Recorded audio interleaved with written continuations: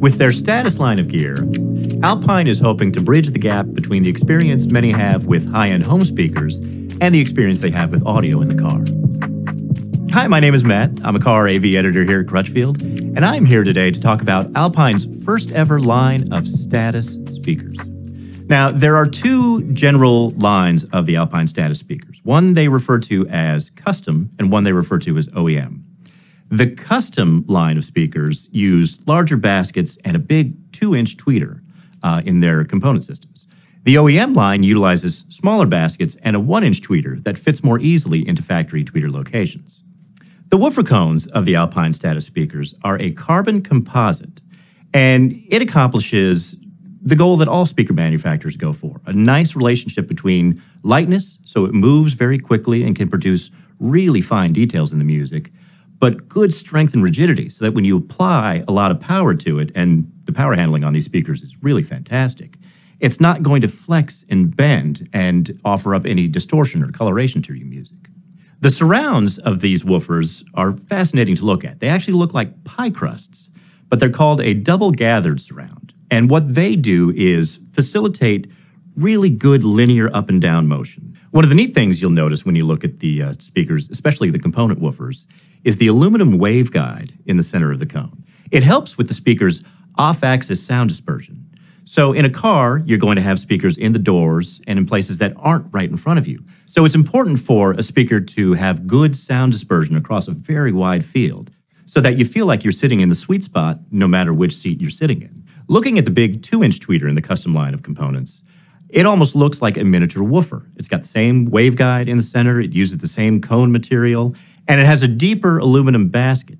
And all of this works together, again, for great accuracy, great sound dispersion, and excellent overall performance. And the last thing I'd like to point out with the component speakers is the crossovers that they use. The crossovers are a good size without being too large, so you'll find a place to put them in your vehicle. And they offer plenty of adjustability when it comes to the tweeter and woofer output. One of the things I find most impressive about them is that, according to Alpine, they use audio-grade resistors to do the frequency filtration rather than electrical-grade resistors. Now, most lesser crossovers use electrical-grade resistors, and they can be affected by humidity, temperature swings, extreme heat, all the things that are present in the car environment. Audio-grade resistors, on the other hand, tend not to be affected by these adverse conditions. So they're going to provide excellent dispersion of frequencies between the woofers and the tweeters so that the blending of the sound stays as close to perfect as possible. But all of this doesn't mean much if a speaker doesn't sound very good. So how do the Alpine Status speakers sound? Really great, actually. When I first fired up these speakers, my jaw just about hit the floor.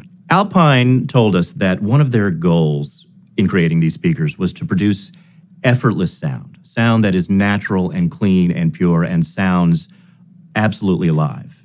And I'll tell you what, they accomplished that goal. Now, two of the tracks I used to demo these speakers really put them to the test, especially when it came to the higher registers. One of the tracks was the rendition of Get Me to the Church on Time by Rosemary Clooney with the Nelson Riddle Orchestra. It features her vocals, it features plenty of strings and horns, and even some chimes in certain parts of the song. And the speaker handled it with nearly perfect grace.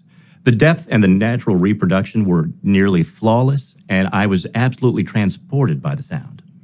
The second track that I thought really made these speakers shine was Vince Guaraldi's Cast Your Fate to the Wind, which is his jazz trio.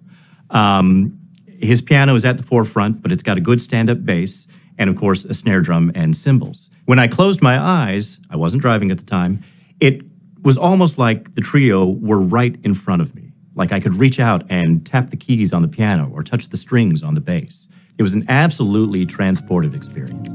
So did Alpine accomplish their goal of producing effortless sound that's very similar to the high-end experience you expect from good home speakers? I'd say yes. Yes, they have. So if you're looking to create a high-end audio experience in your car and need a hand figuring out what you need to make it happen, give us a call or chat with us online. Thanks for watching.